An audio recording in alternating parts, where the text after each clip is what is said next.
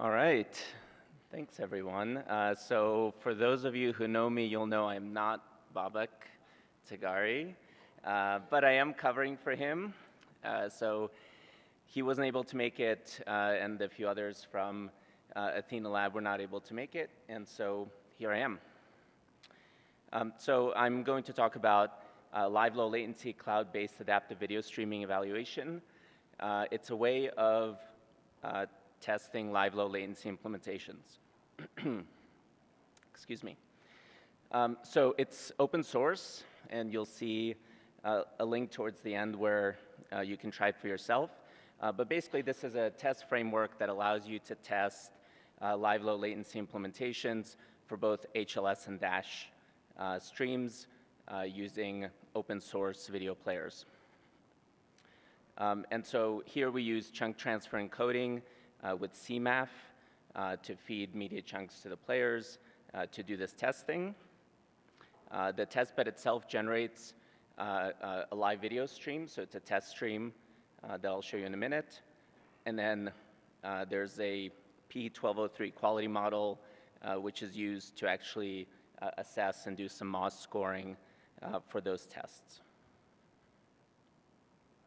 So this is just a high-level architecture of the N10 system. So as you can see, it's a pretty typical chunk transfer encoding CMAF delivery method. This is just a snapshot of the auto-generated test sequence. So it's a bunch of moving images, and this is really based on or focused on video. And this is all generated by the CADVISE server. CADVISE is the acronym we're using here. So these are the components. There's a client and server, both run in AWS EC2 instances. The client has the media player integrated, is taking the requests, recording logs, and doing a little bit of network shaping. Server is generating the actual live feed, the screenshot that you saw previously, encoding that content using FFmpeg, packaging to Dash or HLS, doing all the ingest and delivery, calculating the MOS scores, and again, doing some server-side network shaping. Everything is controlled through a shell console, so that's where you can manage the EC2 instances, initialize the servers in client, run your experiments, and also do the QoE calculations. And then the database, DynamoDB in this case, is used to store the logs and do a little bit of the analysis. For each test you run, you can configure all the parameters. These are the key parameters you can configure. There are more you can configure as well, so you can run tests under different circumstances. And so this is an example of a real-world network shape. This is captured from a different research paper. There's no citation here, but it's cited in the paper.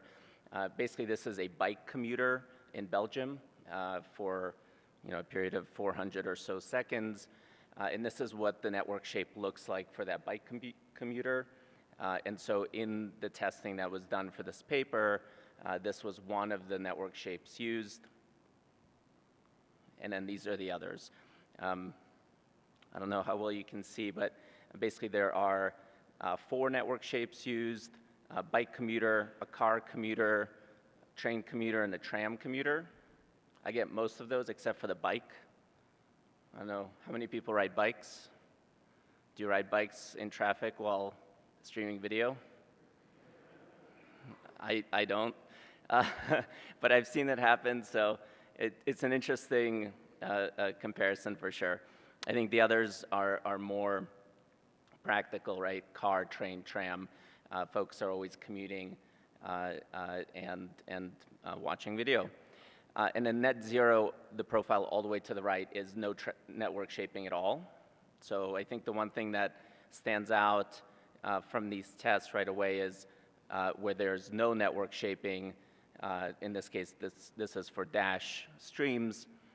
there's quite a, the player will stick to target latency quite well. With network shaping, the player does not stick to the target latency. And so the four charts you see here are 1 second target latency, 3 seconds, 5 seconds, and 10 seconds. On the left side, you see the actual latency achieved in playback. By the way, in this case, this is a Dash.js player. And the right y-axis, that tells you the MOS score, right? So from 0 to 5, 5 being the best.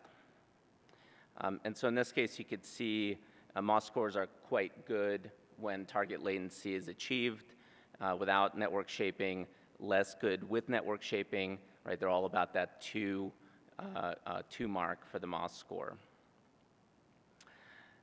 So that's Dash.js for Dash streaming. Now let's look at HLS. HLS did not do so well with achieving target latency, again, except for the net zero use case, right? No network shaping. But you can see, even for 10-second target latency in the bottom right-hand chart, the best probably was the train commuting example with 20-second latency. So I think one of the takeaways from this paper is that low latency Dash is much better at sticking to stated target latency than HLS.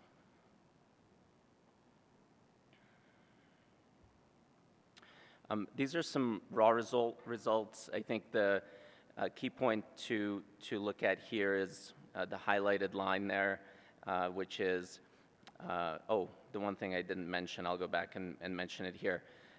There were 3 ABR algorithms tested for both HLS and Dash live low latency streams.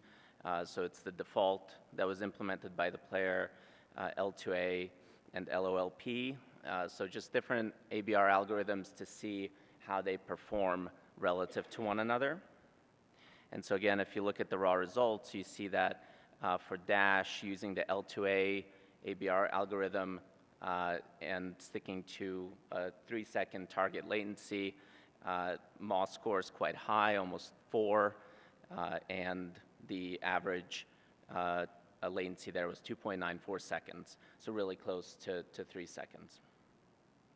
So that's a really good result. Again, no network shaping in that case, right? You add network shaping, and the result decreases substantially in all cases. And then if you look at the same for HLS, there, using the HLS.js player, and the LOLP ABR algorithm, again, we got close to 3 seconds. It was actually about 2.5 seconds latency and over a 4-point MOS score.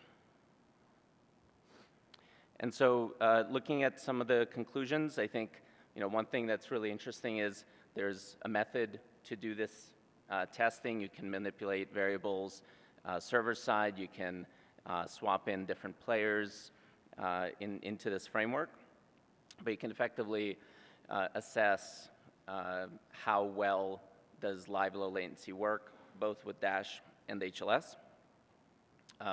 You can introduce all kinds of streaming, quality of experience impacting metrics like stalls, ABR switches, right, between different bit rates. What was the actual bit rate that was played? You can look at the actual latency versus the target latency, which is really helpful, right? Otherwise, it's all theoretical. And you can assess this all against a standardized quality assessment model with P1203. And also you can take the MP4 file after the fact to analyze the actual visual quality of the content. And so I think what we just saw is the results definitely point to Dash being more controllable when you're really focused on setting target low latency for these live low latency use cases. And that's where you can achieve the best target latency at the highest MOS score. And so this is all publicly available on GitHub from the folks at Athena Lab. Babak and a number of others contributed to this paper, and I encourage everyone to check out the project for themselves. That's all I have for you. Any questions?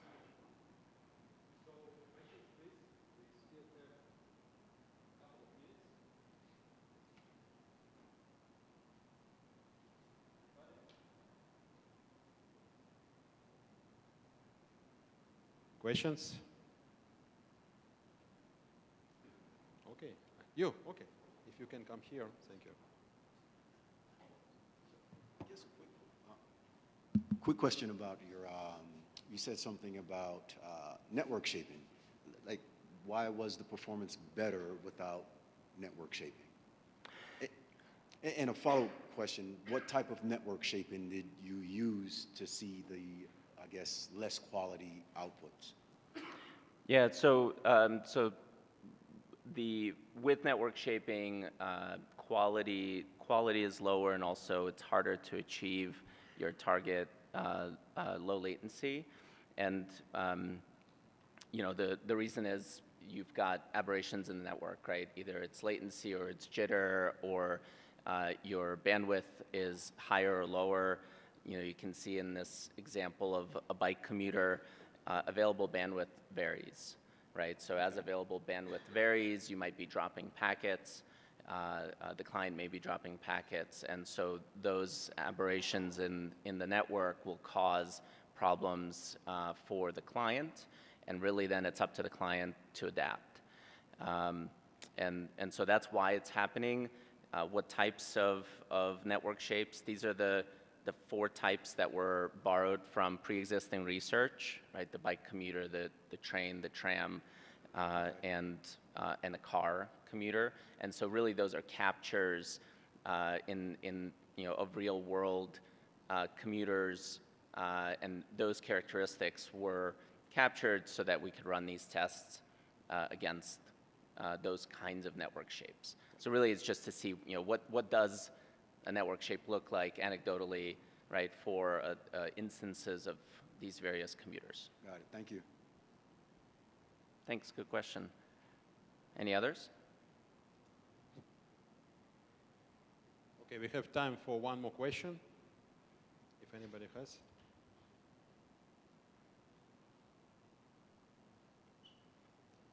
Okay, so in such a case, let's thank the speaker.